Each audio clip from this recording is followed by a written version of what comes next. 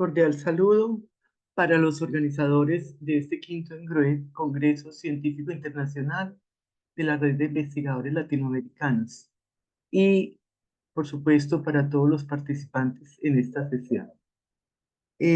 Procedo a presentar mi ponencia que trata sobre la grieta que existe en la formación del profesional en arquitectura eh, en contraste o versus las realidades que nuestras ciudades contemporáneas latinoamericanas abruman y demandan la profesión. Mi nombre es Johanna Vélez Rueda, soy docente de la Universidad Nacional de Colombia y actualmente curso el doctorado en educación de la Universidad Luis Amigo.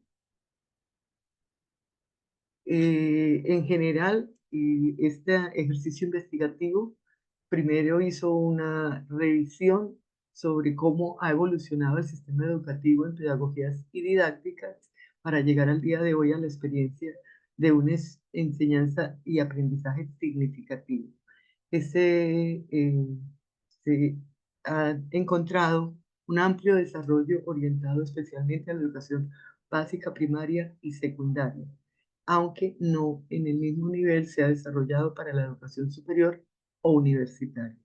Se hizo un análisis comparativo de pedagogías y didácticas que se están implementando en la enseñanza de la arquitectura en la educación superior, en este caso en Colombia, y se hizo una revisión también de cuáles modelos pedagógicos se están aplicando en esa enseñanza para llegar a una conclusión que nos pone en discusión sobre los retos que debemos asumir. El objetivo principal entonces era identificar esas deficiencias que hay en esos estudiantes de arquitectura que no logran tener las habilidades, conocimientos, experticias para poder asumir los desafíos que representa el, el ejercicio profesional, especialmente, como ya lo dije, en las grandes áreas que ocupan la población vulnerable en las ciudades contemporáneas. La estrategia metodológica se desarrolló mediante un enfoque hermenéutico e histórico-lógico. Hermenéutico en el sentido de que analizó los planes de estudio de arquitectura en Colombia y el contraste que hay dentro de lo que es el currículum y las demandas de la profesión en el medio. Ese es un contraste de teoría o práctica para ver si incorporaban o no pedagogías que contribuyeran a esa formación humanista que es tan necesaria para atender población vulnerable. Se hizo un comparativo entre las demandas del entorno, sobre todo después de los 90 al día de hoy, demandas para la arquitectura y en particular pues, los casos de población vulnerable. Los resultados pusieron en evidencia que hay una grieta en esta formación de los profesionales para enfrentar esa realidad, que la formación suele estar descontextualizada frente a los grandes retos que actualmente existen, como ya dije, en la población vulnerable. El estudio que se hizo de la evolución en pedagogías y didácticas ha avanzado significativamente entre la primera universidad de la historia, en la Universidad de Al-Quraiji, en FEX 859 después de Cristo, o si miramos en el mundo occidental, la Universidad de Bolonia en Italia, en 1088, al siglo XXI, tomando en cuenta que ya en el presente tenemos además el gran desarrollo de las tecnologías de información que le han dado un vuelco al sistema educativo. Los avances logrados durante este último siglo, 20 y comienzos del 21, en el desarrollo de pedagogías, todavía no han logrado ser suficientemente incorporadas en la educación superior, salvo algunas excepciones. En la formación universitaria sigue predominando una formación técnica y disciplinar, muy asociada a la escuela medieval con la escuela tradicional. Como resultados, dentro de los 21 programas de grado en arquitectura, en sus perfiles, de manera explícita o implícita, siempre se nombra la formación humanista. Pues hay que tomar en cuenta que casi que es un principio constitucional en nuestro país. aunque no siempre se concreta en las asignaturas, especialmente en la asignatura de taller de proyectos o de proyectación, que es el núcleo central de la carrera, y en ellos muy pocas veces se trabaja sobre proyectos orientados a la población vulnerable de nuestras ciudades. Esta asignatura suele ocupar el 50%, casi el 50% de los créditos en las carreras. Puso en evidencia que aunque suele tener 4 áreas de formación principalmente: proyectos, representación gráfica, urbanismo, tecnologías e historia y teoría en varios casos, ellos por su parte, casi de manera autónoma, podrían tener esas iniciativas de formación humanista, pero no hay un tejido curricular claro. Las problemáticas de momento o de esta población vulnerable, de esas mayorías de las ciudades, suelen aparecer en las asignaturas electivas.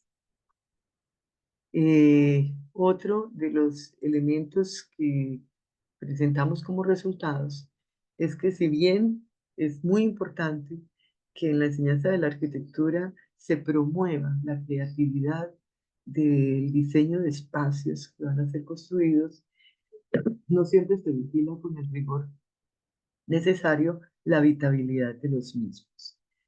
Lo que se encuentra es que sigue predominando, bueno, y se ha mirado en otros contextos fuera del colombiano, sigue predominando los modelos pedagógicos que se heredaron de la escuela de la Bauhaus de comienzos del siglo XX. Esta escuela tuvo 3 momentos en su origen, fundada por Gropius, donde planteaba que la construcción es un todo y buscaba que sus estudiantes desarrollaran todos los componentes de un proyecto arquitectónico. Luego tuvo otro momento, un segundo momento, bajo la dirección de Hans Meyer, que incorporó no solamente la dimensión urbana, sino que el objetivo fundamental debía ser el usuario de los espacios. Eso le dio un toque muy humanista, y con un perfil visto por los nazis como socialista, lo cual generó una persecución de la Bauhaus. Para la última etapa, dirigida por Mies van der Rohe, él prometió a los nazis que no desaparecía todos esos enfoques, privatizó la escuela, era completamente abierta, pero aún así igual la escuela fue cerrada. Ese es el modelo que al día de hoy persiste en las escuelas de arquitectura. Eh, los retos profesionales, para esa escuela en su momento fue muy importante, porque gracias a el gran desarrollo que tuvo en el diseño, se desprendió de toda esa carga ornamental que se tenía en el diseño y se incorporó el pensamiento industrial, buscando que la arquitectura fuera tan eficiente como una máquina. Y eso fue realmente muy útil para la reconstrucción de las ciudades destruidas por la guerra, además de que simplificó muchísimo la construcción, el diseño y la construcción. Hoy en día, los requerimientos del entorno son otros. Eh, Insisto, es las grandes áreas ocupadas en las ciudades contemporáneas por población vulnerable y que requieren precisamente una adecuada intervención por parte de esta profesión. Es no solamente en el nivel individual, o sea, el hábitat, si fuese solo la vivienda, pero también cualquier otro de los espacios de las funciones humanas, sino también los espacios colectivos. Entonces, el espacio público, el equipamiento urbano y en general la infraestructura que requiere estas áreas de población vulnerable demandan la participación de la profesión. Ese es el gran debate: si podemos incorporar, si es necesario, si es una prioridad incorporar la pedagogía social en la educación superior, más en este siglo XXI, que ya la educación no es simplemente la transmisión de conocimientos o de información, sino que estamos tratando de formar profesionales íntegros que sean ciudadanos para que puedan transformar positivamente la sociedad. Esto sería necesario no solo para la arquitectura, sino para cualquier profesión. De hecho, los organismos internacionales, desde el Club de Roma en el 78 hasta el día de hoy, como las Naciones Unidas o el Banco Mundial, siguen haciendo un llamado a la importancia de atender las problemáticas urbanas que tenemos en las ciudades, las expectativas de un crecimiento progresivo que hay y que para el 2050 puede llegar a casi el 70-80% de la población concentrada en ciudades y por lo tanto la necesidad de generar unas condiciones dignas para el habitar. También están incluidas en los objetivos de la ODS en el 11 específicamente y en la Agenda 2030. Muchas gracias por escuchar mi presentación.